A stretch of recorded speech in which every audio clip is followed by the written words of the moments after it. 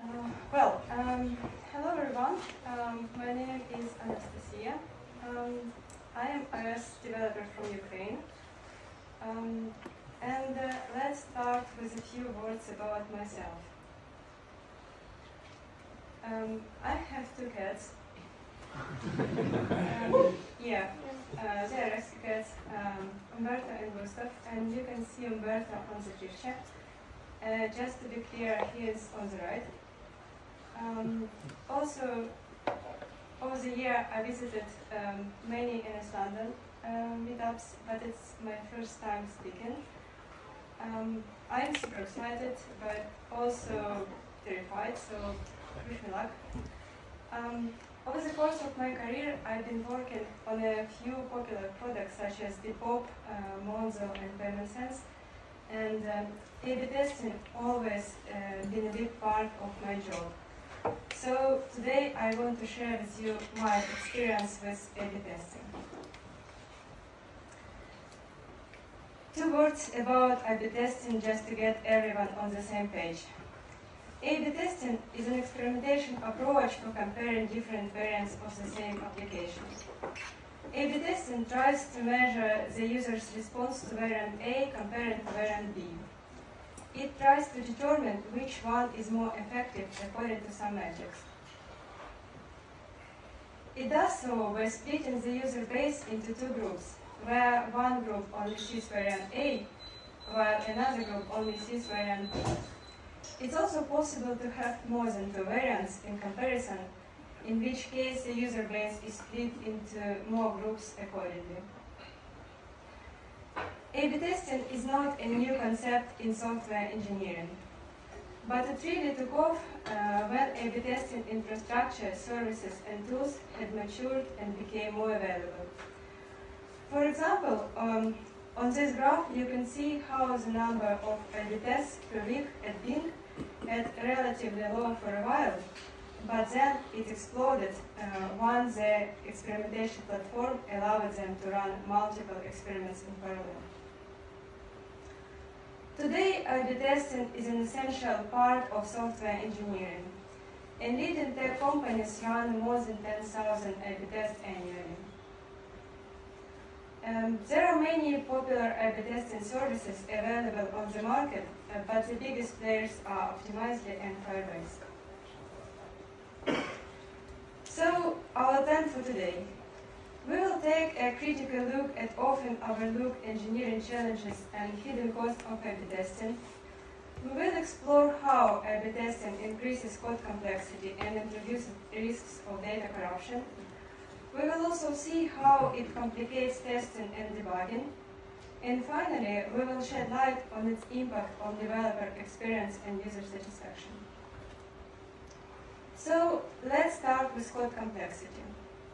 There are many ways of analyzing software complexity, a lot of which are pretty subjective. But there is one approach that is fairly straightforward and objective, which is called cyclomatic complexity. Simply speaking, cyclomatic complexity looks at the number of possible code passes and counts every condition, loop, and so on. For example, a function that contains instructions followed by one by one has a complexity of 1. The same function, but with a single if-else branch, has a complexity of 2. And a function with two if-else conditions has a complexity of 3, and so on and so forth. Also, it's important to know that a function with a nested if-else condition has the same cyclomatic complexity of 3. Same works for switch with 3 cases and one if-else with 2 conditions. Now, let's take a look at the simplest possible A/B test. This code snippet is taken directly from Optimizely documentation. On the first line, we'll ask Optimizely client to enroll the user into A/B test called app redesign. we check if the user has been assigned to the variation called control. Control variation usually corresponds to default variation. Next, we check if the user has been assigned to variation called treatment. Treatment usually corresponds to experimental variation. And finally, we check if the user has not been enrolled into A/B test at all. This can happen if the user is not eligible for A/B test for whatever reason. In this case, we usually fall back to default variation. Since we have a nested if-else statement, the cyclomatic complexity of this code is 3. But wait, I think optimized documentation is missing a very important use case. We are missing the final else statement. What should we do if optimizedly enrolls the user into variation that is not called either control or treatment? This can happen if there is a discrepancy between the list of variants on optimized backend and variants we expect on client side. So, should we just ignore this case as a possible state, or should we fall back to the control variation? I don't think this is a good idea. If optimizedly enrolls the user into some unexpected variation, and we silently fall back to control variant, the experimentation statistics will be corrupted. We may prefer crashing the app in this case. This would immediately reveal the contract violation between optimizedly and mobile app. And this will force us to fix this before experimentation statistics get corrupted. Whatever we decide to do, this conveniently omitted piece of code in optimized documentation adds even more complexity to the simplest possible A/B test. The simplest possible A/B test is already pretty complex, but we can still manage it. However, in reality, we almost never run experiments on the whole user base.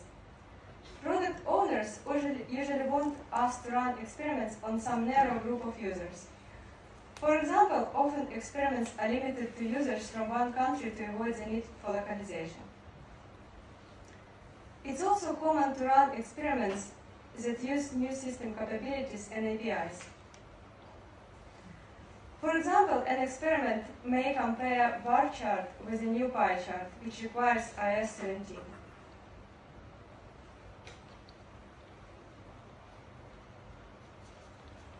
Of course, we can slightly reduce the complexity by moving some conditions from client to optimize the backend. We can pass enrollment argument as attributes to optimizely. The enrollment conditions will need to be added and maintained on optimized control panel. While this certainly helps to reduce complexity on the client code, it doesn't reduce the testing complexity. We will speak about it in a minute. The overall complexity still exists in the system. We just conveniently tucked it away. Another source of complexity is the need to clean up A/B testing code when experiment is over. Clients need to coordinate the removal of experiments with A/B testing service, so there is a clean cutoff point in experimentation statistics. Suppose statistics showed that the treatment variant had won. We are ready to remove the A/B testing code and control variant. And we happily do this and celebrate this with confetti. Now we can admire our clean and simple code. But not so fast. Don't forget that the new treatment requires iOS 17 APIs, but we still support iOS 16. So we must maintain both variants until we are ready to drop iOS 16. The removal of A/B test can be more challenging than expected.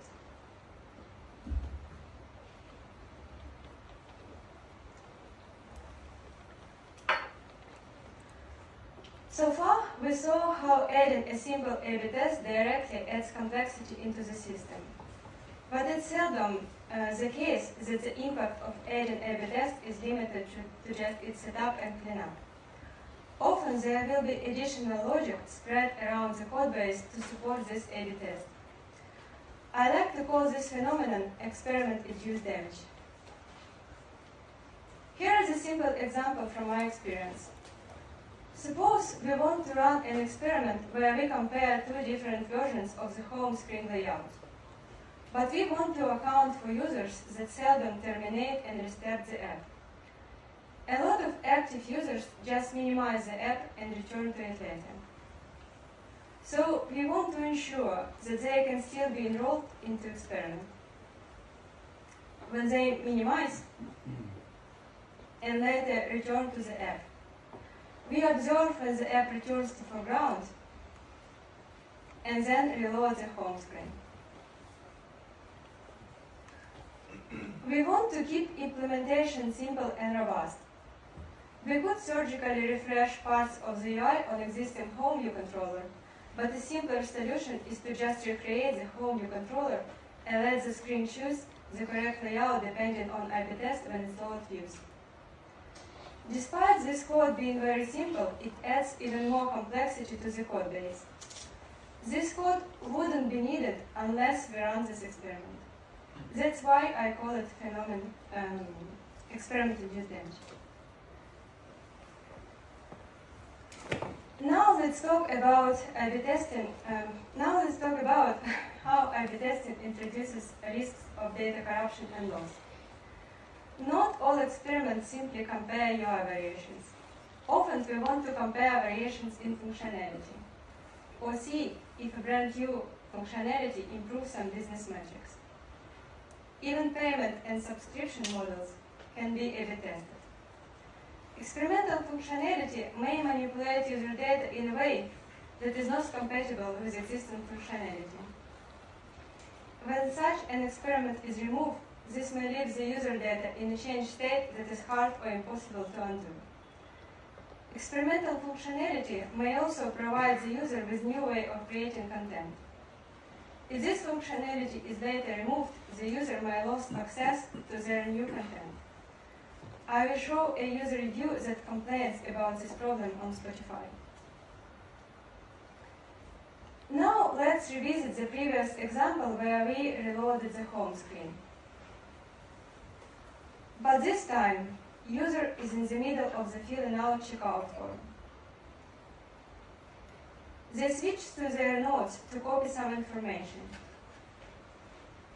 They return to the app, and the most inconvenient thing happens. The checkout screen is discarded when the home screen is reloaded, and the user data is lost. Needless to say that the user is unimpressed. Of course, we can go back to our code and handle this scenario by adding some checks that prevent this bug. But this is yet more A/B testing related logic that must be maintained and tested. Speaking of which, let's talk about testing of A/B testing.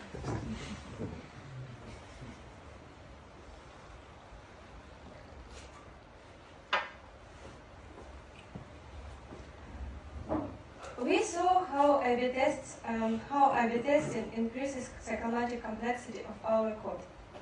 Psychomatic complexity has a direct impact on testing complexity. The higher psychomatic complexity is, the more tests in general we need to properly exercise our code. To decide how many tests are needed, developers often use code coverage as a metric. Code coverage simply marks every line of code that was visited when tests run and gives a report on the percentage of code that was visited. For example, here we have two completely independent experiments. Experiment 1 and experiment 2, each with two variants. To achieve 100% code coverage, we only need two tests. One where both experiments are enabled, and another one where both are disabled. But to understand the full scope of testing complexity of A/B testing, we need to consider a different metric called pass coverage. Pass coverage measures what percentage of all possible code passes have been taken when tests run. We have 4 passes in total. A and C, B and D,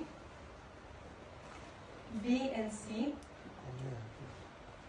A and D. To get 100% pass coverage, we need for tests that exercise all possible permutations of experiments. This seems a bit excessive. Why would we need tests to be so exhaustive? Consider this scenario, where pass C depends on some state. Pass 8 mutates the state in such a way that is implicitly expected by pass C. So everything works perfectly. But if instead we enter pass B, which mutates the state that is not expected by pass C, we get a bug. In other words, we have a bug that is only present when two experiments integrate with each other in an expected way. And none of two original unit tests that gave us 100% code coverage would catch this bug. Only integration tests that exercise all experiments permutations could. Of course, if we have two experiments that have a shared state, they cannot be considered independent. So it's not fair to expect unit tests to catch all the bugs. This wouldn't be a problem if the experiments were truly independent as we claimed initially. The problem is that experiments are seldom truly independent, as a shared state is not always obvious. U hierarchy is often a shared state between two seemingly unrelated experiments. For example, one experiment moves search button to the tab bar, and another independent experiment replaces tab bar with hamburger menu. Suppose the user is enrolled into variant B and D. The second experiment may cause the search button to go missing because it replaced the tab bar but didn't account for other ongoing experiments. In large teams, the right hand often doesn't know what the left hand does. So, what advice do A/B testing services give us? For example, Optimizely has a list of best practices for auto testing. Let's take a look. First, they say that if we try to test every combination of every experiment, we will get an explosion of tests. This is exactly what we saw with pass coverage. Yet, it was the only way to catch a certain category of bugs. Already, this sounds concerning. Next, they give advice on how to actually write unit and integration tests. They say that tests should be agnostic and unaware of A/B tests and feature flags. This makes a lot of sense, so how do we do this? The advice is to use mocks and stubs of A/B testing service to force certain experiments to be on or off. This also makes sense, but I'm sure most of you have experience with using mocks and stubs. And you probably know how they add maintenance overhead and even more complexity to test. They also introduce risks of writing tests that are not reliable. If the mock behavior deviates significantly from the real behavior, this can lead to the false sense of security. What about manual and end-to-end tests? Optimizely points out that these are the most expensive tests, and that we should reserve them for the most business-critical experiments. So it looks like with A/B testing, we pretty much have no hope of achieving comprehensive and exhaustive testing, whether automated or manual. Our best strategy is to choose our battles and hope that if something bad happens, we can find out about it quickly and roll back. Hopefully, our QA can catch most of critical bugs before the experiment is launched. Luckily, there is a super short and easy to follow checklist for QA.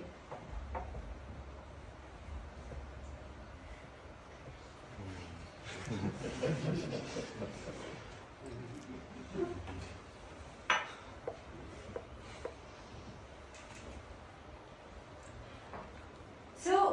we have established that it's pretty much inevitable that some bugs related to A/B testing will make it to production.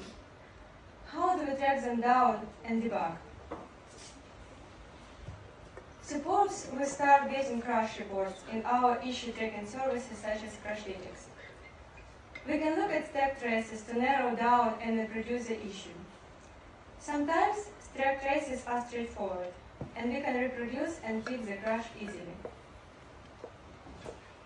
But sometimes they are not obvious, and additional logs and breadcrumbs are needed to reconstruct the sequence of events and the app state before crash.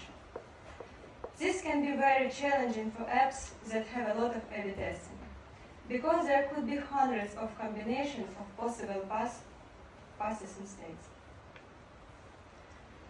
Crash logs and A/B testing analytics have separate data streams. For example, if you use Optimizely for A/B testing and Sentry for crash reporting, you'll have to maintain additional infrastructure code to combine these data streams.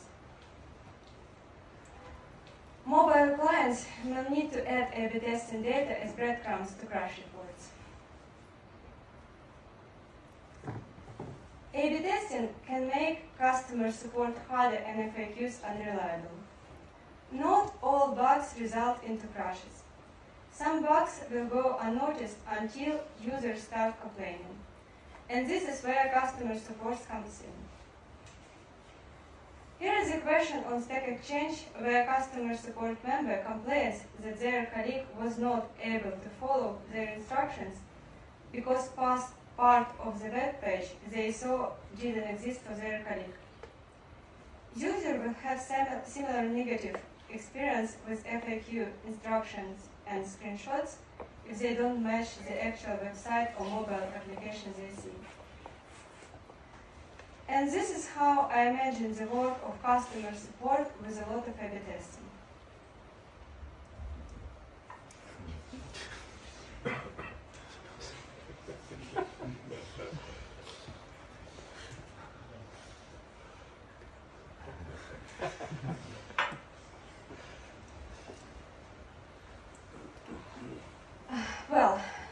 We already talked about developer experience of setting up, maintaining, testing, and removing A/B tests. Let's now talk about other developer experiences beyond that.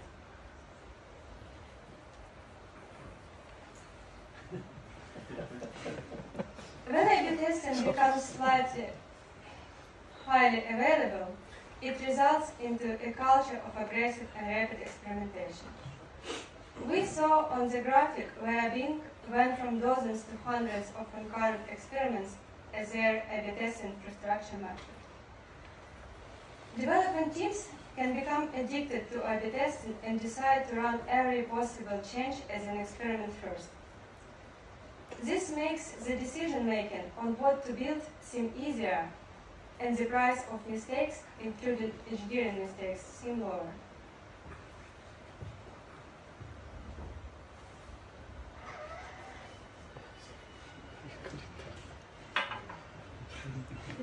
A/B testing can become a crutch to resolve disagreements on which idea to implement. And if we cannot agree on which idea to implement, let's just implement all ideas and roll them out as a quick and dirty experiments. And let the data decide who was the better visionary.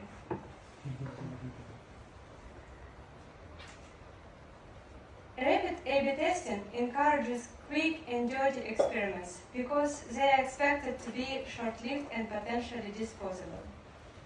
This often results in relaxed code review.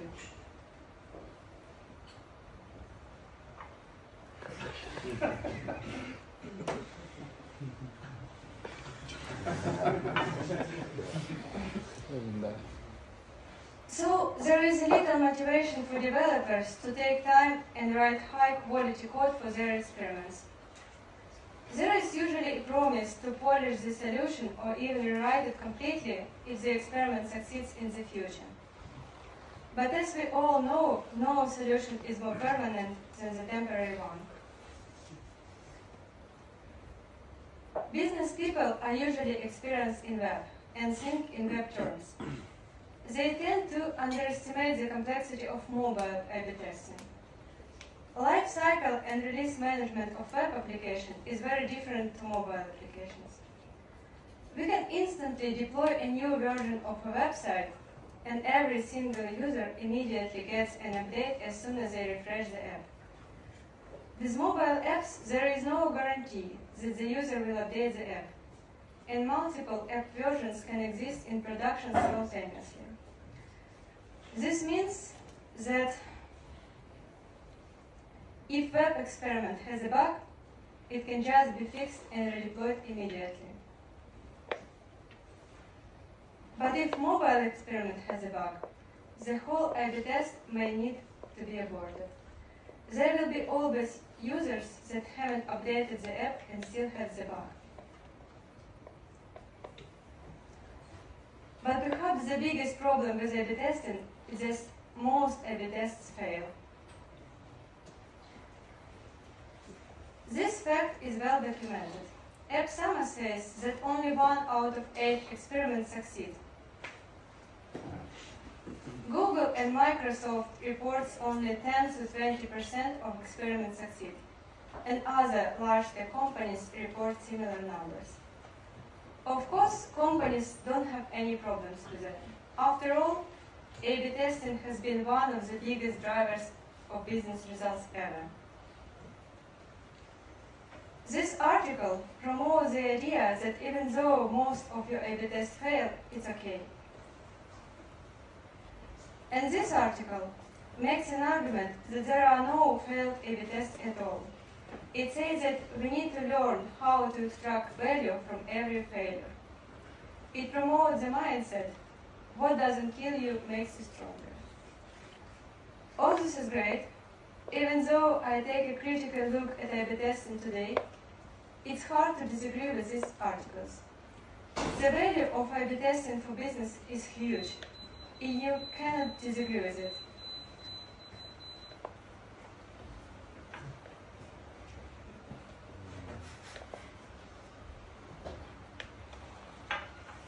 But developers are humans.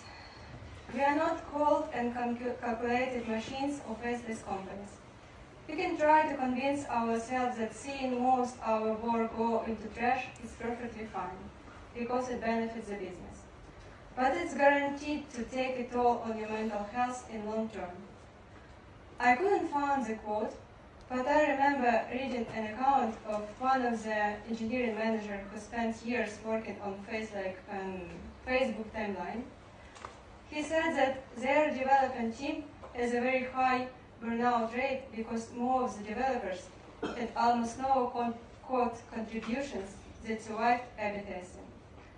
Facebook timeline was so mature and optimized that landing a winning experiment was very hard. If you find yourself in a development environment where most of your work goes to trash because of the culture of experimentation, and you start feeling frustrated about it, be careful to not burn out. Finally, let's talk about how A/B testing impacts user experiments and satisfaction. If you Google random user reviews mentioning A/B testing, you will find that most of them are negative, regardless of a product. People usually compare on frequent and random changes and say that they feel forced to be beta testers and guinea pigs. And some media reporters agree.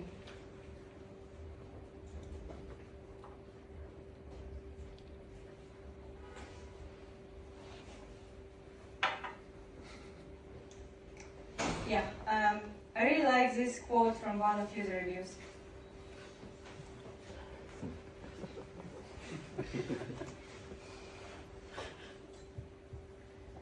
A/B testing may compromise users' preferences and autonomy. Users seldom get any control over what experiments they are enrolled into, which is the whole point of random A/B testing. Users have different tolerance for change. Premium users with very specific workflows are especially intolerant to unsolicited changes. Constant change can lead to trust and reliance issue, especially if the change is frequent. For some users, an experimental change will look like a bug. And users with special accessibility needs will also have a very hard time adapting to constant and random changes. Premium users often ask for a way to opt out of A/B testing. For example, this user got frustrated the Spotify Canvas feature was hidden from him when he was enrolled into an experiment, and he lost access to canvases that he created. For premium users, A/B testing has the same negative effect as seen as. This is an example of how the open source Brave browser allows to opt out of all A/B testing. However, I found the wording is not very user-friendly. Brave also provides a list of all current A/B tests and allows users to see which variant they assign to. And there are pull requests suggesting to add more user-friendly toggle to opt out from A/B testing. Other popular products such as GitHub, Discord, and Monzo have settings which allow the user to opt out from some experiments.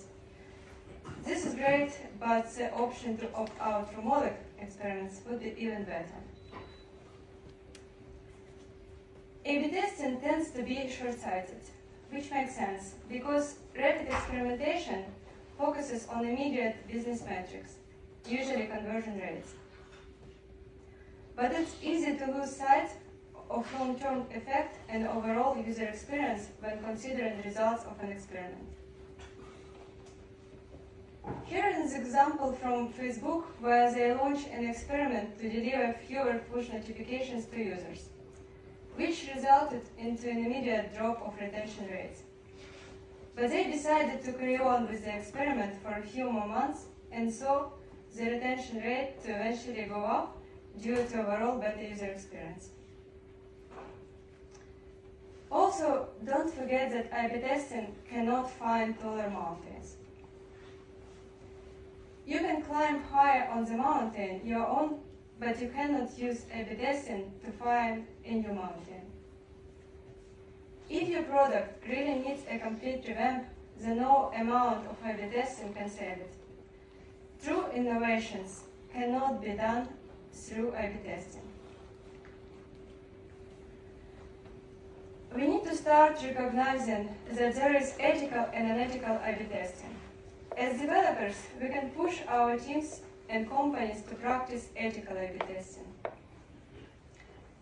Think about user experience, not just conversion rates. Respect users' consent and allow them to opt out. Adhere to data protection regulations such as GDPR. However, these regulations don't provide a lot of guidance around A/B testing yet. Finally, let's make some conclusions. A/B testing is an essential and powerful tool, and it's not going anywhere anytime soon. But it's a tool that must be handled responsibly. As software engineers, it's our responsibility to educate stakeholders about all the costs and complexities of mobile A/B testing. Long-term developer and user experience are equally as important as short-term business outcomes. Cultivate this idea in your teams. And that's all, folks. Any questions?